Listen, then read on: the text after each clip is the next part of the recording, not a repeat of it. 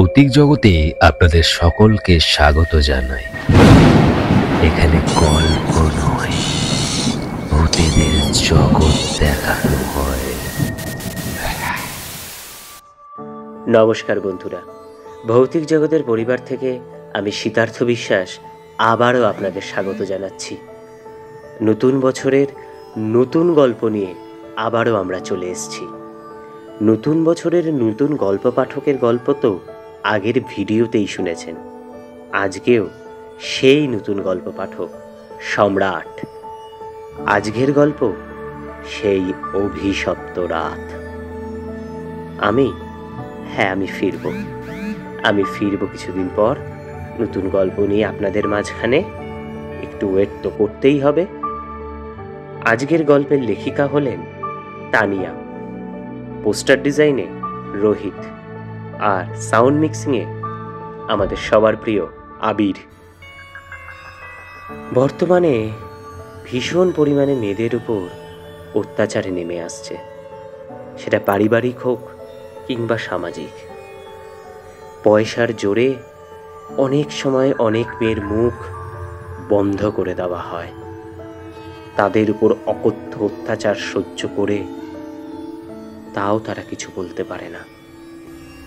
তাদেরকে জ্যান্ত মেরেও ফেলা হয়।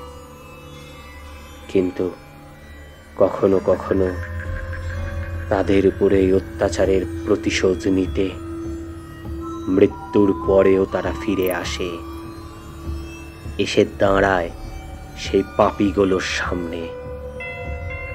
তখন বাদবাকিটুকু নয়, গল্পেই শুনবেন। আসুন গল্পে আসা যাক তাহলে।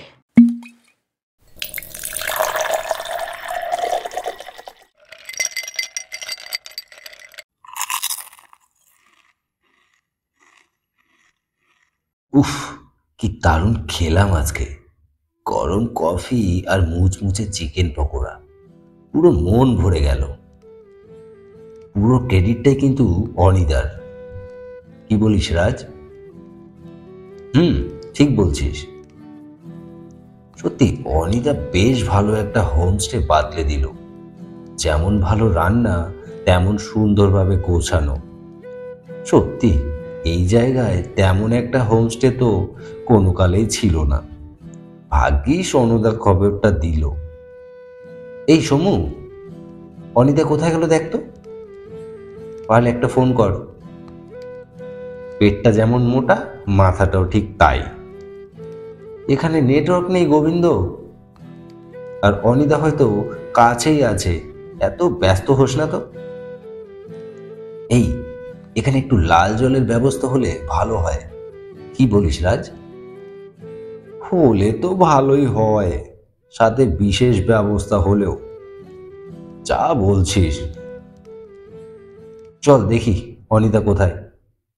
অনি অর্থাৎ অনিক দত্ত কলকাতার এক কাউন্সিলের ছেলে। অতিরিক্ত পয়সা খরচ করা এর নেশা, এবং এর উদ্যোগেই অনির 4 অনুগামী রাজ, প্রিয়, সমু আর গোবিন্দ সবাই মিলে এসেছে একটা পাহাড় ভ্রমণ করতে। বেশ নিরিবিলি এলাকা। হোমস্টেটা পাহাড়ের একদম ধারে অবস্থিত। এখানে এই একটাই হোমস্টে, আর হোমস্টেটা বেশ নতুন। 2টো ঘর, একটা রান্নাঘর ও একটা কেয়ারটেকারের ঘর, একটাই বারান্দা দিয়ে যুক্ত। ছিমছাম পরিপাটি সাজানো। সবকিছুই বেশ ঠিকঠাক, কিন্তু এসে থেকে অনেক বেপাত্তা।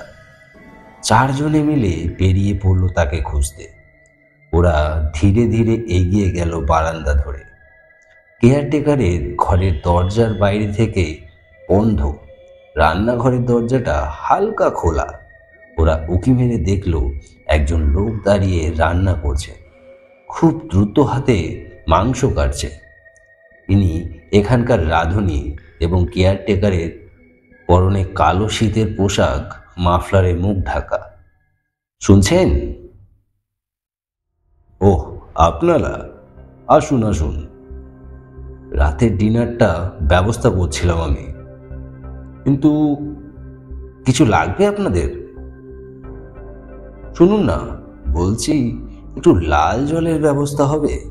এই রকম ঠান্ডায় একটু শরীর গরম হতো আর কি।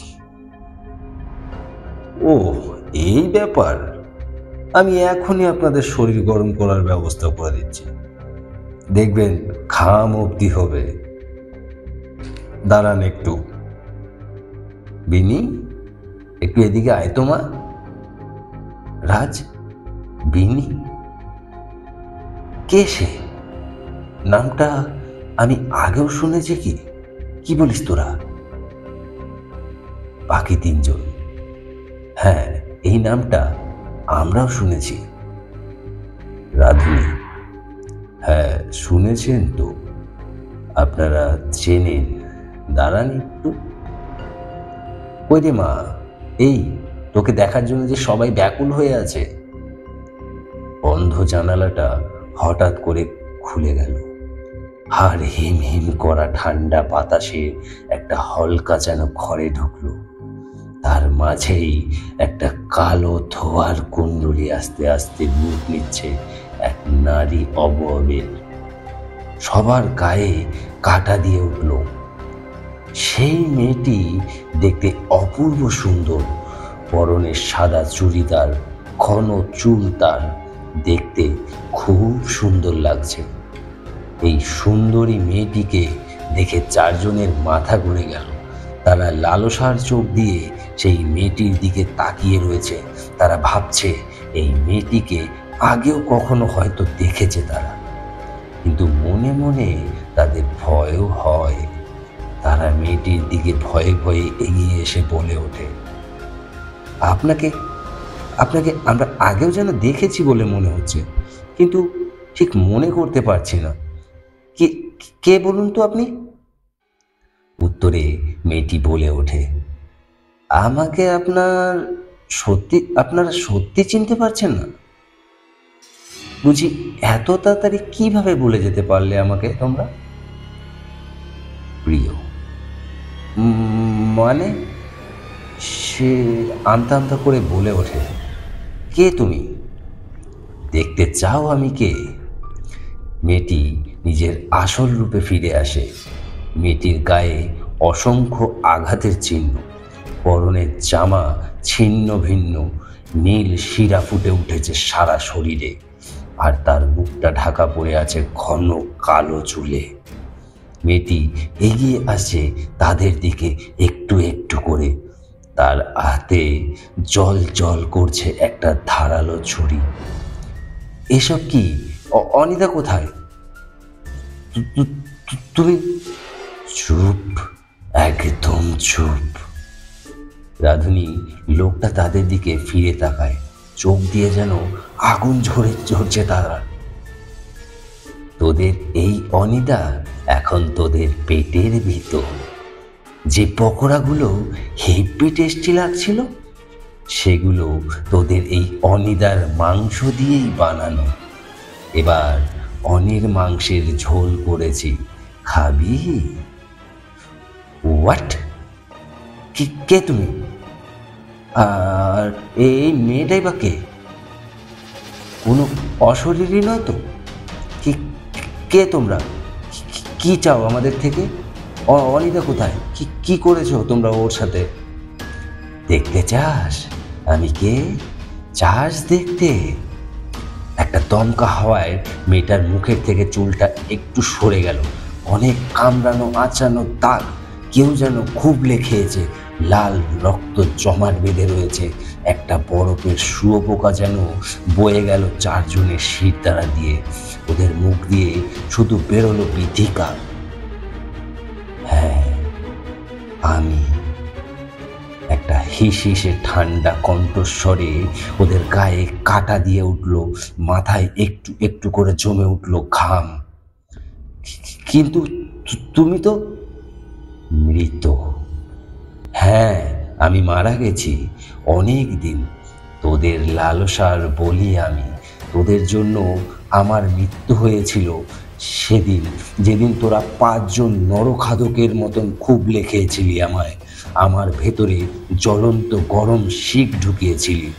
আমার শরীরে প্রত্যেকটা অংশ সেদিন একটু একটু করে মরেছিল তোদের হাতে। আর আমি হলাম ওর অসহায় দাদা। সে দাদা তোদের মতন ভদ্র বাড়ির ছেলেদের ভরসায় আমার বোনটাকে রেখে গিয়েছিলাম, কিন্তু এই অমানুষ অনেক আমার বোনটাকে প্রেমের জালে ফাঁসিয়ে ভোগ করলো। আর তোরাও তো নিজের কামনা তৃপ্ত করেছিলি। জানতে চাইছিলি না তোরা অনিতা কোথায়? তাহলে এই দেখ, ওখানে পড়ে আছে ওর কাটা মাথাটা। ওকে কিভাবে মেরেছি দেখবি? দেখ তবে।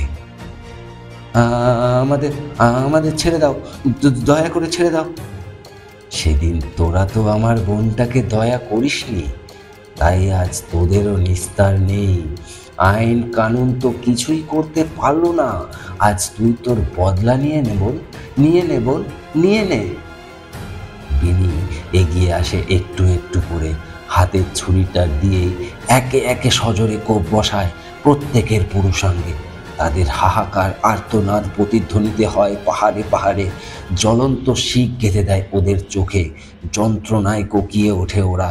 প্রত্যেকের হাতের পায়ের শিরা কেটে দিয়ে ফেলে রাখে কিছুক্ষণ, তারপর নিয়ে গিয়ে বন্দি করে মানুষ খেকো কীট ভর্তি একটা ঘরে।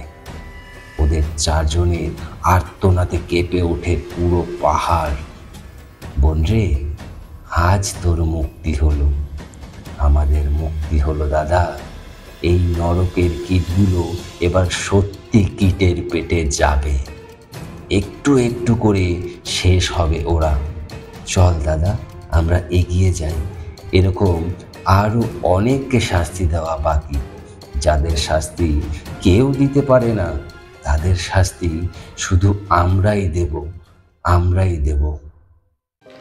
এই সমাজে প্রত্যেকের বেঁচে থাকার অধিকার আছে, সে ছেলে হোক কিংবা মেয়ে।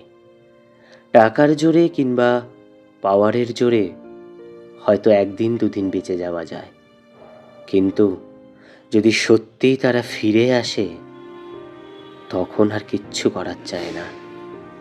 তাই অলৌকিক চিন্তাটাকে দূরে রাখলেও লৌকিক চিন্তাটার উপর ভাবুন। মেয়েদেরকে সম্মান করুন, তাদেরকে বাঁচতে দিন। ভয় লাগলো গল্পটা শুনে? একবার চিন্তা করে দেখুন তো, এরকমটা যদি আপনাদের সাথে ঘটতো কি করতেন ভেবে দেখেছেন? ভূতে বিশ্বাস করেন না, করতে শুরু করে দিন, কারণ সে তো আপনার পেছনেই আছে।